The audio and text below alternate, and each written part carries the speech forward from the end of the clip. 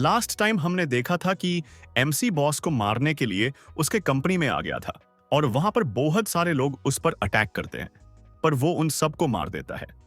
उतने में scene shift होता है और हमें एक इंसान दिखता है जो फोन पर बात कर रहा है। सर, मैं कंपनी के बाहर ही खड़ा हूं, आपका ऑर्डर मिलते ही हम उन पर अटैक करेंगे। वही दूसरे साइड से बॉस बोलता है, ठीक है, जैसा हमने प्लान किया है वैसा ही करते हैं। तुम भी अब खेल स्टार्ट कर सकते हो और जरूरत पड़े तो तुम उन्हें मार सकते हो। आज हम उन्हें खत्म कर देंगे। तभी दूसरे साइड हमने एमसी दिखता है जिसके आसपास बहुत सारे लोग हैं, पर उनमें से किसी की हिम्मत भी नहीं हो रही है एमसी पर अटैक करने की। अबे तू जाना, मुझे क्यों भेज रहा है? तूने देखा ना, अभी अभी उसने उन सबको अकेले ही मार दिया। पर उतने में एक वर्कर एमसी पर अटैक करता है, पर एमसी उसका अटैक डोज करके बस एक की मूव में उस बंदे को मार देता है और बाकी सब बस देखते रहते हैं। उतने में उनमें से एक बोलता है, हम सब इतने हैं और ये बस अकेला, फिर हम इससे डर क्यों रहे हैं? चलो इस पर एक साथ अटैक करते हैं। ये सुनते ही वो सब एक साथ एमसी पर अटैक करते हैं, पर इतने सारे लोगों को देखकर भी एमसी को घंटा फर्क नहीं पड़ता। पर तभी सीन शिफ्ट होता है और हमें बॉस का बड़ा भाई दिखता है जिसका जूनियर बोलता है, सर आपको नहीं लगता ये गलत टाइम है आपके भाई के खिलाफ जाने के लिए? हमारे पास ज्यादा लोग भी नहीं हैं उनसे फाइट करने के लिए। उसकी बात सुनते ही बॉस बोलता है, वॉर में नंबर्स से फर्क नहीं पड़ता, पहले कौन अटैक करता है इससे फर्क पड़ता है। और इस बार हमारे साथ चा सेह्यूक है। और तुम्हें क्या लगता है, क्या तुम उसके खिलाफ होते तो क्या तुम उसे मार पाते? उसके खिलाफ कोई कुछ नहीं कर सकता, भले ही हम सब याकुजा या गैंगस्टर है, पर चा सेह्यूक के सामने हम सब बस नॉर्मल इंसान हैं। और जिसने उसे फाइट करते देखा है वो सब जानते हैं कि उससे मारना पॉसिबल ही नहीं है। और फिर चाहे तुम जितने लोगों के साथ उस पर अटैक करो, रिजल्ट सेम ही होगा। वो सब उसके सामने हार मान लेंगे। और अगर सेह्यूक ये अकेले नहीं कर सकता तो हम उसे सपोर्ट करेंगे। तभी प्रेजेंट में एक बंदा आके जोर से चिल्लाता है, यहां पर एक प्रॉब्लम है, ली बोंगवॉन के लोग हम पर अटैक कर रहे हैं। ये न्यूज सुनते ही बहुत लोग शॉक हो जाते हैं। अबे यार, ये सेह्यूक क्या कम था जो वो भी हम पर अटैक कर रहे हैं? और तभी उनमें से कुछ लोग बॉस ली के लोगों को हैंडल करने के लिए चले जाते हैं। उतने में सीन फिर से शिफ्ट होता है और हमें उनका बॉस दिखता है, तो ली भी उसका साथ दे रहा है। लगता है अब मजा आने वाला है। जोडियाक में चाहता हूं तुम उन सब के लिए हंट स्टार्ट करो। मैं तुम में से हर किसी को 1 बिलियन वॉन दूंगा और जो भी चा सेह्यूक को मारेगा उसे मैं 10 बिलियन वॉन दूंगा। और मेरे पास तुम सबके लिए एक और स्पेशल ऑफर है, जो भी चा सेह्यूक को मेरे पास जिंदा लाएगा उसे मैं स्पेशल प्रमोशन दूंगा। तो कौन लाएगा उसे मेरे पास? बॉस की ऑफर सुनते ही वो सब टॉप मेंबर्स एमसी को हंट करने के लिए निकल पड़ते हैं। उन्हें देखकर बाकी सब शॉक हो जाते हैं। अरे वो सब तो जोडियाक है ना, क्या उन्हें हमारे मदद के लिए भेजा है बॉस ने? उतने में वो टॉप मेंबर एमसी के पास आते हैं। टीम लीडर चा सेह्यूक, ये तुम क्या कर रहे हो और कितने लोगों को तुम्हारे लिए मरना पड़ेगा? एमसी उनकी तरफ ध्यान नहीं देता और नीचे पड़ी एक नाइफ उठा लेता है। उस बॉस से ने कितने पैसे ऑफर किए हैं मुझे मारने के लिए?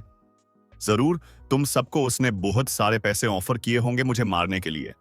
सेह्यूक की बात सुनकर बाकी वर्कर्स सोचने लगते हैं, क्या इन्हें हमसे ज्यादा पैसे मिल रहे हैं? इसका मतलब हमारे लाइफ की कोई कीमत ही नहीं है। हम भी तो यहां पर सेह्यूक से फाइट कर रहा है, तो हमें क्यों नहीं और पैसे मिल रहे? वो ये सब बोल ही रहे थे, पर जोडियाक उन पर ध्यान नहीं देते और उतने में उनमें से एक अपने पॉकेट में हाथ डालता है। सेह्यूक, लगता है तुम सच में आज मरना चाहते हो। ठीक है, फिर ये काम में ही कर देता हूं। तभी वो टॉप मेंबर अपने वेपन निकाल के एमसी पर फेंकता है, पर एमसी उन्हें ब्लॉक कर लेता है और सीधा जाके अपनी नाइफ उस बंदे के गले में घुसा देता है और फिर उसे नीचे फेंक देता है। पर उतने में और टॉप मेंबर एमसी पर अटैक करता है, पर एमसी उसका भी गला काट देता है। और तभी और एक मेंबर एमसी पर अटैक करता है, पर एमसी उसका अटैक डोज करके उसे भी खत्म कर देता है।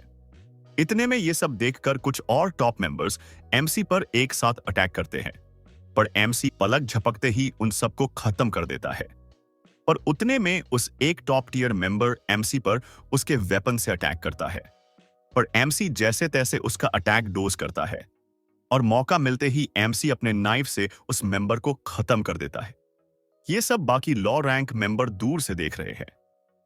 तभी एमसी को अपने पैर में दर्द होता है, क्योंकि लास्ट टाइम हमने देखा था कि उस पैर में उन 3 भाइयों में से एक ने नाइफ घुसा दी थी। पर एमसी उस चोट पर ज्यादा ध्यान नहीं देता और एक टॉप टियर मेंबर के पास जाता है। उसे मारने के लिए उसे अपने पास आता देख वो बंदा डर जाता है और वो मेंबर जैसे तैसे एमसी से दूर भागने की कोशिश करता है, पर एमसी उसके और पास आ जाता है। ये देखकर वो मेंबर बहुत जोर से चिल्लाता है, 10 बिलियन की ऑफर रखी है बॉस ने, जो भी इस सहयोग को मारेगा उसे 10 बिलियन मिलेंगे। इस ऑफर के बारे में सुनकर बाकी सब शॉक हो जाते हैं। तुमने सुना बॉस ने 10 बिलियन की ऑफर रखी है? तो ये सहयोग सच बोल रहा था, इन्हें हमसे ज्यादा पैसे मिलने वाले थे।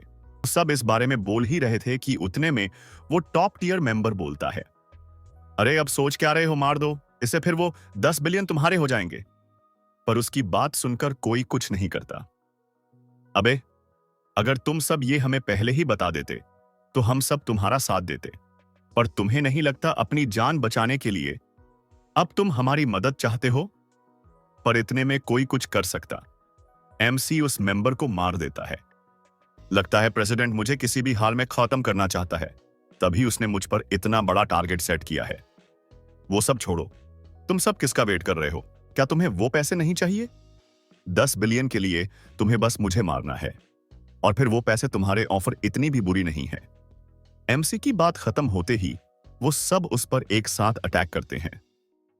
पर तभी सीन शिफ्ट होता है और हमें बाकी फ्लोर्स पे क्या चल रहा है वो दिखता है, जहां पर बॉस ली के लोग प्रेसिडेंट के लोगों से फाइट कर रहे हैं, पर अभी भी प्रेसिडेंट के लोग उन पर भरी पड़ रहे हैं क्योंकि उनके नंबर्स ज्यादा है। तभी एक ज़ोडिएक्स का एक ग्रुप कुछ बंदों को खत्म करके प्रेसिडेंट को कॉल करता है, सर फर्स्ट फ्लोर अब हमारे कंट्रोल में है और अब हम सेकंड फ्लोर की तरफ जा रहे हैं। इतना बोलकर वो फोन कट कर देता है और अपने जूनियर्स को ऑर्डर देकर एक बंदे की तरफ बढ़ता है। वो रेड सूट वाला बंदा बॉस ली के लिए काम करता है। तभी सीन शिफ्ट होता है और हमें दूसरा ग्रुप दिखता है जो लिफ्ट से ऊपर जा रहे हैं। टीम लीडर, क्या आप सच में ये करना चाहते हैं? उतने में टीम लीडर बोलता है, प्रेसिडेंट ने सहयोग पर 10 बिलियन की बाउंटी रखी है तो मुझे जाना ही पड़ेगा। अगर तुम दोनों नहीं आना चाहते तो यहां पर रुक सकते हो। पर वो दोनों भी टीम लीडर के साथ एमसी जिस फ्लोर पर है वहां पर आ जाते हैं। पर जैसे ही उस लिफ्ट का दरवाजा ओपन होता है तो बाहर का सीन देखकर वो सब शॉक हो जाते हैं, क्योंकि बहुत सारे लोग पैसे के चक्कर में एमसी को मारने के लिए जा रहे हैं और उन्हें देखकर तो ऐसा लग रहा है जैसे कि वो पागल हो गए हैं। वो 10 बिलियन मेरे हैं, मैं उन्हें लेकर रहूंगा। पर वही दूसरे साइड इतने सारे लोगों को एमसी अकेला है, हैंडल कर रहा है, उसके ऊपर हर साइड से अटैक हो रहे हैं, पर फिर भी उनमें से एक भी अटैक एमसी को कुछ नहीं कर पा रहा है। और उस भीड़ में एमसी किसी मॉन्स्टर से कम नहीं लग रहा है, क्योंकि वो इतने सारे लोगों को मार के बहुत थक गया है, पर फिर भी वो रुक नहीं रहा है। पर उतने में टीम लीडर बीच में आके उनके ही एक मेंबर को किक करता है जो सहयोग पर अटैक करने वाला था। यह देखकर सब लोग शॉक हो जाते हैं और एमसी पर अटैक करना बंद करते हैं।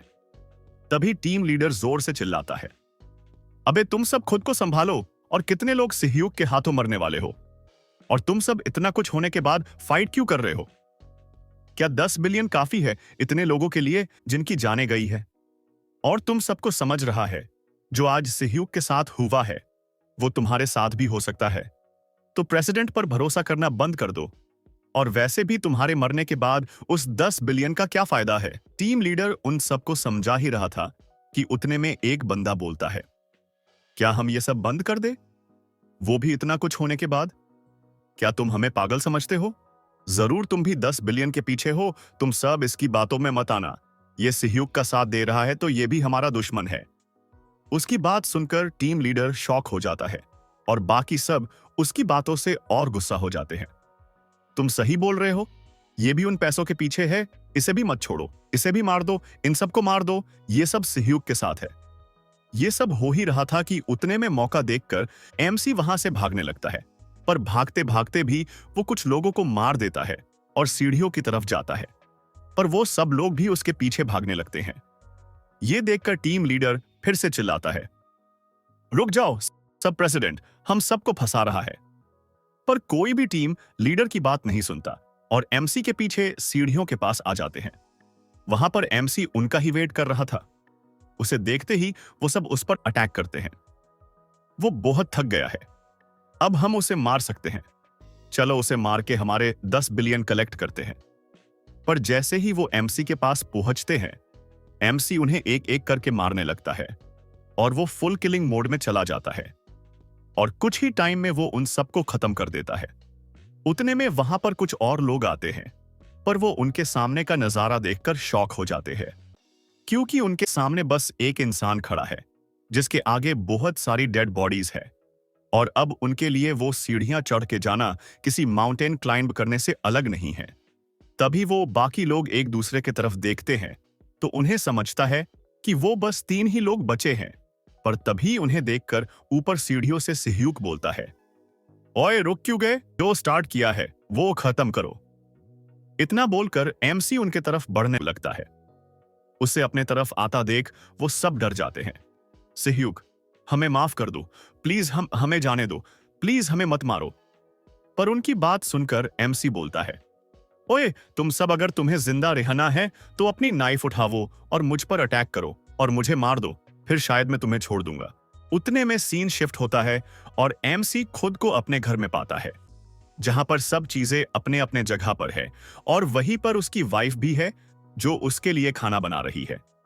तभी वो एमसी को आवाज देती है, सिह्यूक, तुम वहां पर ऐसे खड़े क्यों हो? चलो यहां पर आके अपना ब्रेकफास्ट कर लो, अभी तुम्हें काम पर भी जाना है। उसकी बात मानकर एमसी टेबल पर जाके बैठ जाता है। उतने में उसकी वाइफ से बोलती है, देखो सिह्यूक, में हमारे बेबी को लेके हॉस्पिटल जाने वाली हूं तो रात को डिनर बाहर से लाना पड़ेगा। क्यों? क्योंकि मैं हॉस्पिटल से सीधा मेरे मदर के घर जाने वाली हूं, तो खुद का ख्याल रखना। समझ गए ना सिह्यूक? एमसी उसकी बात सुनकर खुश हो जाता है और वो भी उससे बोलने लगता है। पर जैसे ही वो खाने की एक बाइट लेता है, उसे सब चीजें धुंधली दिखाई देती है। उससे उसके वाइफ की आवाज आना बंद हो जाती है और अगले ही पल उसके कपड़े रेड हो जाते हैं और उसकी वाइफ जो उसके सामने ही टेबल पर थी वो भी गायब हो जाती है। उतने एमसी अपनी आंखें खोलता है तो उसके सामने टीम लीडर और उसके जूनियर्स होते हैं। सिह्यूक, क्या तुम ठीक हो? पर तभी हमें एमसी के पीछे का सीन दिखता है जहां पर बस डेड बॉडीज है। उतने में एमसी फिर से उठ जाता है और बिना कुछ बोले वहां से जाने लगता है। पर तभी टीम लीडर बोलता है, सिह्यूक, प्रेसिडेंट ने ली के लोगों को पकड़ लिया है तो लगता है कुछ टाइम तक वो तुम्हारी मदद नहीं कर सकते, पर तुम टेंशन मत लो, हम जाके उनकी मदद करते हैं, क्योंकि हमें भी तुम्हारे वाइफ के बदले के लिए तुम्हारी मदद करनी है। आखिरकार इतने टाइम से हम उसका ही बनाया खाना खाकर काम कर रहे थे और एक बात तुम यहां तक आ ही गए हो तो उस ग्वांगवो को मार के ही जाना, फिर चाहे जो हो। पर तभी सीन शिफ्ट होता है और हमें फिर से दूसरा फ्लोर दिखता है जहां पर प्रेसिडेंट के लोग ली के लोगों के साथ लड़ाई कर रहे हैं।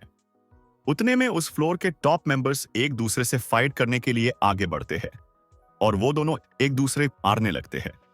उन्हें देखकर एक वर्कर बोलता है, वो रेड सूट वाला पहले ज़ोडियक मेंबर था, पर मैंने सुना था कि उसे रिटायर होकर 10 साल हो गए।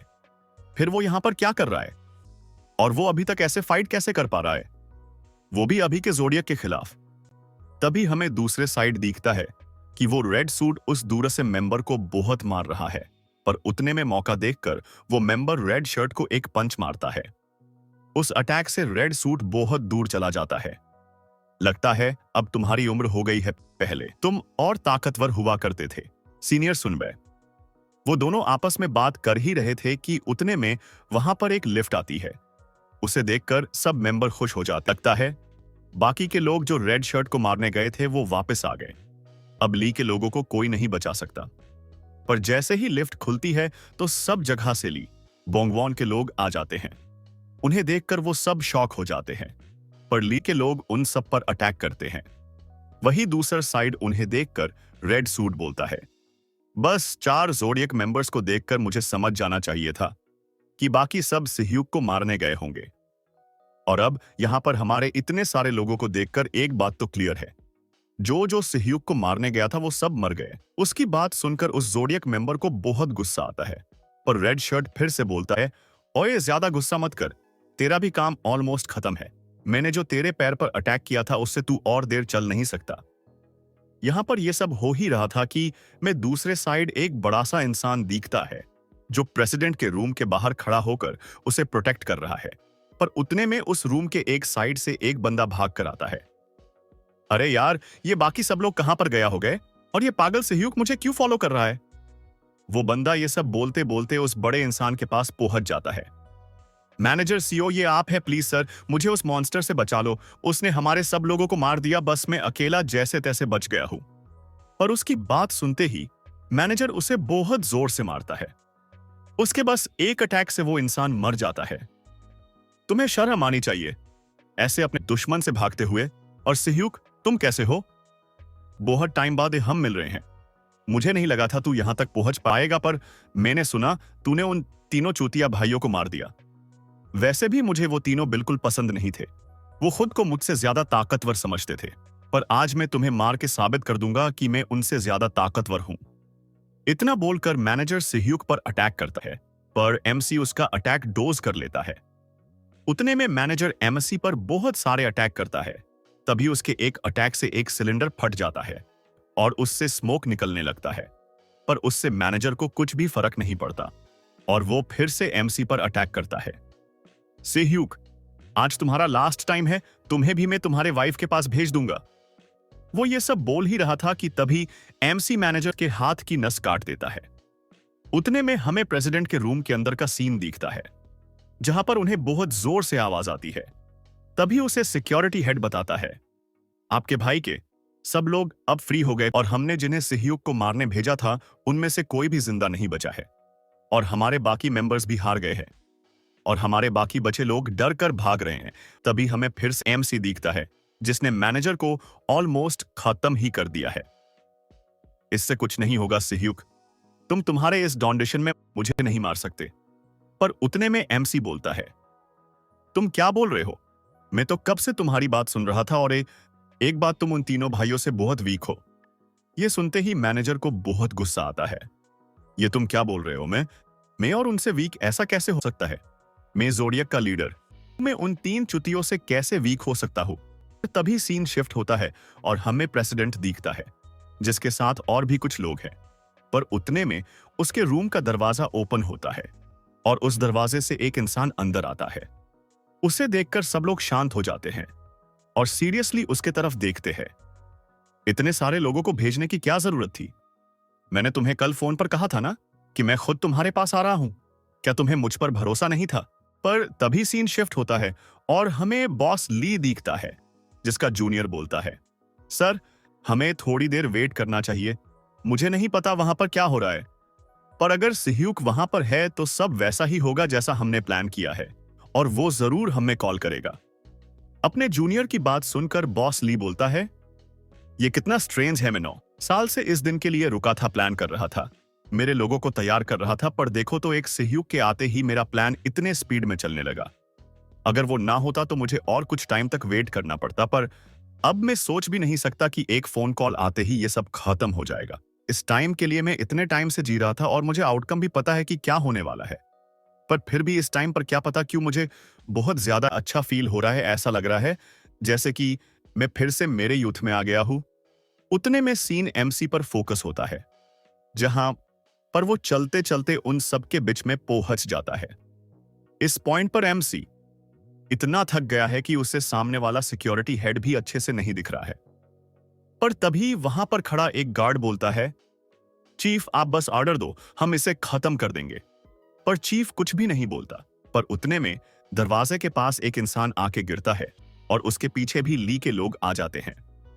तभी रेड सूट वहां कर आके बोलता है, और लोगों को मरने की कोई जरूरत नहीं है, बस हमारे टारगेट पर फोकस करो। उन सबको देखकर भी प्रेसिडेंट को घंटा फर्क नहीं पड़ता। पर उतने गार्ड्स फिर से बोलता है, वो सब यहां पर इतने जल्दी आ गए? चीफ, क्या ऑर्डर है? क्या हम फाइट स्टार्ट कर सकते हैं? पर इस बार भी चीफ कुछ नहीं बोलता और बस वहां पर खड़ा रहता है। तभी एमसी को देखकर टीम लीडर सोचता है, तो सिह्यूक यहां तक पहुंच गया। मुझे पहले से पता था, प्रेसिडेंट ग्वांगवो ने गलत इंसान को दुश्मन बना लिया है। अब उसे कोई नहीं बचा सकता। यहां पर अब बॉस ली के भी लोग हैं। उतने में रेड सूट चीफ की तरफ कुछ देर तक देखता है। उसे देखकर चीफ ऑर्डर देता है, फाइट करने की कोई जरूरत नहीं है। अब हम वैसे भी ये फाइट जीत नहीं सकते, तो ट्राई करो कि तुम जिंदा घर जा सको। चीफ का ऑर्डर सुनकर वो सब शॉक हो जाते हैं। सर, आप ये क्या बोल रहे हो? पर चीफ उन गार्ड्स पर ध्यान नहीं देता और प्रेसिडेंट के पास जाता है और जाते जाते अपने फोन से किसी को तो कॉल करता है। तभी हमें प्रेसिडेंट का फोन दिखता है जिस पर उसके भाई का कॉल आया है। वो कॉल देखकर प्रेसिडेंट शॉक हो जाता है और चीफ की तरफ देखता है। उतने में प्रेसिडेंट बोलता है, अबे कॉल उठा, हमारे प्रेसिडेंट तुझे कॉल कर रहे हैं। उसकी बात सुनकर प्रेसिडेंट समझ जाता है कि चीफ भी उसके भाई के साइड पर है। तभी दूसरे साइड से फोन पर बॉस ली बोलता है, तो कैसे हो छोटे भाई? बहुत टाइम हो गया तुमसे बात किए। आज मैं तुम्हें एक कहानी सुनाने वाला हूं। उतने में सीन शिफ्ट होता है और हमें कुछ साल पहले का सीन दिखता है, जहां पर प्रेसिडेंट और एमसी दोनों कार से कहीं पर जा रहे हैं। सिह्युक, तुम्हें देखकर लगता है तुम आज बहुत खुश हो। क्या बात है? प्रेसिडेंट की बात सुनकर एमसी बोलता है, आज मेरे वाइफ का बर्थडे है और मैंने उसके लिए एक प्रेजेंट रेडी किया है, पर मैं उसे खुद नहीं दे सकता। आज मुझे वर्क पर जाना है और उसके मैसेज देखकर लगता है उसे वो प्रेजेंट बहुत पसंद आया है। उसकी बात सुनकर प्रेसिडेंट शॉक हो जाता है। मुझे लगा हम दोनों बहुत क्लोज हैं, पर ऐसा लगता है अभी भी मैं तुम्हें अच्छे से नहीं जानता। पर तुम्हारी वाइफ सच में एक अच्छी लड़की ही, तभी तो उसने तुम्हें इतना बदल दिया है। अपने वाइफ के बारे में सुनकर एमसी हल्के से स्माइल करता है। वो सच में बहुत अच्छी है। उसकी बात सुनकर प्रेसिडेंट उसे घर जाने बोलता है, जिससे वो अपने वाइफ के साथ उसका बर्थडे मना कर सकता है। और उतने में प्रेसिडेंट कार स्टॉप करता है और सिह्युक को घर भेजने लगता है। पर सिह्युक प्रेसिडेंट को ऐसे ही बीच में छोड़कर नहीं जाना चाहता था, पर फिर भी प्रेसिडेंट उसे कार से उतर देता है। पहले तो एमसी को समझता नहीं कि अब उसने क्या करना चाहिए, पर उतने में वो अपना फोन निकाल के उसके वाइफ मिजू को कॉल करता है। मिजू, क्या आज हम डिनर के लिए बाहर जा सकते हैं? तभी हमें प्रेसिडेंट की कार दिखती है, जिसमें ड्राइवर प्रेसिडेंट से पूछता है, सर क्या हमारा मिशन चीफ सिह्युक के बिना कंप्लीट होगा? पर उतने में प्रेसिडेंट बोलता है, उसकी कोई जरूरत नहीं है। सिचुएशन पहले से अंडर कंट्रोल है और अगर सिह्युक को पता चला हम क्या कर रहे हैं तो प्रॉब्लम हो सकती है। तभी सीन शिफ्ट होता है और रात के टाइम पर हमें पोर्ट दिखता है, जहां पर शीप्स रखी होती है। उतने में वहां पर प्रेसिडेंट पहुंच जाता है। वहां पर कुछ कार्स पहले उसका वेट कर रही थी। सर प्लीज हमें फॉलो करो। उस मेंबर की बात सुनकर प्रेसिडेंट उनके पीछे जाने लगता है। वहीं पर उसे देखकर कुछ और मेंबर बोलते हैं, तो क्या ये वही है जैसे नेवल्स ने चॉइस किया है? अरे वो तो बस हमारा नया डॉग है। उतने में दूसरे साइड प्रेसिडेंट एक फैक्ट्री में जाता है, जहां पर एक इंसान को पहले से बहुत मार के लटका के रखा है। प्रेसिडेंट के आने की आवाज सुनकर वो इंसान बोलता है, क्या ये तुम हो ग्वांगवो? पर तभी प्रेसिडेंट बोलता है, तो तुम कैसे हो ह्युंग? पर प्रेसिडेंट की आवाज सुनते ही वो ह्युंग गुस्से में बोलता है, अबे चूतिया, तुझे क्या लगता है तू क्या कर रहा है? अगर फादर को इस सब के बारे में पता चला तो तेरी खेल खत्म हो जाएगा। फादर के बारे में सुनकर प्रेसिडेंट बोलता है, तुम सही बोल रहे हो। अगर फादर को इस सब के बारे में पता चला तो वो मुझे मार देंगे। पर देखो ह्युंग, जो इतना सब हो रहा है तो तुम्हें सच में लगता है फादर बच सकेगा? उसकी बात सुनकर ह्युंग फिर से बोलता है, ऐसा कैसे हो सकता है? ये सब तुम अकेले नहीं कर सकते तो कौन है जो तुम्हारी मदद कर रहा है? तभी प्रेसिडेंट उसे बताता है, नेवल्स को डॉसन कंस्ट्रक्शन को अपनी ब्रांच बनना था। तुमने और फादर ने उन्हें ऐसा करने नहीं दिया तो उन्होंने मुझे एक ऑफर दिया कि अगर मैं तुम दोनों को खत्म करता हूं तो वो मुझे नेक्स्ट प्रेसिडेंट बना देंगे। ये सुनते ही ह्युंग को बहुत गुस्सा आता है। अबे साले, तू हमारे कंपनी को उन चूतिया लोगों को देना चाहता है? पर उतने में टीम लीडर फिर से बोलता है, तुम ये क्या बोल रहे हो? हमारी कंपनी, इस कंपनी के लिए मैंने जितना किया है उतना कोई और कर भी नहीं सकता। और अगर ये कंपनी आज चल भी रही है तो वो बस मेरे वजह से। और एक बात में मेरी पूरी लाइफ फादर और तुम्हारा डॉग बनकर नहीं बिता सकता। और अब मेरी बारी है। अब मैं हैंडल करूंगा हमारे कंपनी को, तो तुम्हें टेंशन लेने की कोई जरूरत नहीं है। बड़े भाई, अब से तुम्हें समझेगा कि मेरी लाइफ कितनी घटिया थी। तभी प्रेसिडेंट वहां पर एक बुचर को बुलाता है। तुम सर्जरी स्टार्ट कर सकते हो, पहले इसके पैर काट देना। इतना बोलकर प्रेसिडेंट वहां से जाने लगता है। बॉस ली समझाता है कि वो गलत कर रहा है, पर प्रेसिडेंट हंटर उसकी बात नहीं सुनता। यहां तक कि उसका भाई उससे भीख मांगने लगता है। फिर भी प्रेसिडेंट उस पर ध्यान नहीं देता और बाहर आके जोर जोर से हंसने लगता है। उसे देखकर बाकी सब लोग उसे कांग्रेट्स करते हैं। प्रेसिडेंट बनने पर तभी सीन फिर से शिफ्ट होता है और हमें प्रेजेंट का सीन दिखता है, जहां पर यह स्टोरी बॉसली प्रेसिडेंट को सुना रहा था और उसके सामने ही सिह्यूक भी खड़ा है और बाकी सब साइड में खड़े हैं। तो मेरे छोटे भाई, ये कहानी आज खत्म होती है। आज तुम्हारा आखिरी दिन है, चूतिया। इतना बोलकर बॉसली फोन कट कर देता है। आज के लिए इतना ही, मिलते हैं नेक्स्ट पार्ट में। अगर आपको वीडियो पसंद आई हो तो प्लीज नेक्स्ट पार्ट के लिए कमेंट करना, और अगर सब्सक्राइब नहीं किया है तो कर लो। बाय बाय दोस्तों।